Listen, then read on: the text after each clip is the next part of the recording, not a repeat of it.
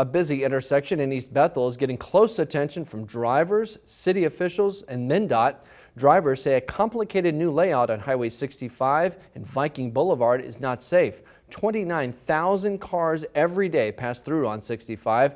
Now MnDOT has made an adjustment designed to improve safety. Mike Johnson has the story. 1 year after MnDOT rebuilt the intersection at Highway 65 and Viking Boulevard, drivers say it's worse than before. It's a nightmare. We've already had 2 deaths and untold number of accidents. Viola Ray Cassing says she goes 6 miles out of her way to avoid the intersection. I have been almost broadsided numerous times. MnDOT upgraded the crossing to what they call a reduced conflict intersection to improve mobility and increase safety. But residents say it's a complicated design that confuses many drivers. There's too many lanes going in all different directions. You've got multiple right-hand turn lanes, and then you've got the multiple J-turn lanes. Think of a J-turn as a U-turn. This MnDOT video shows how it's supposed to work. To cross Highway 65, you actually turn right on 65, drive up to another stoplight where you make that U-turn. Then you're going back on 65 in the other direction until you reach Viking.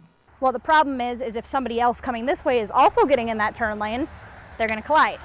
I've had to avoid 2 of those accidents so far. Nancy Levercom is so concerned she's gathered 7,000 signatures on a petition she plans to present to MnDOT. These signs are telling you which ways to go, but if you haven't used that intersection day after day after day, you don't get it. I mean, it took me a while to get it. It's taken a lot of people a while to get it. One point of confusion is turning right onto Highway 65 when there is a red light. Up until now, it has been allowed if you're in the far right lane. People are turning on a red light from the right lane to get into the J-turn lane, which causes them to cross traffic. MnDOT engineers are changing that by no longer allowing a right turn on red from Viking to 65. They say it's an effort to clear up confusion and improve safety.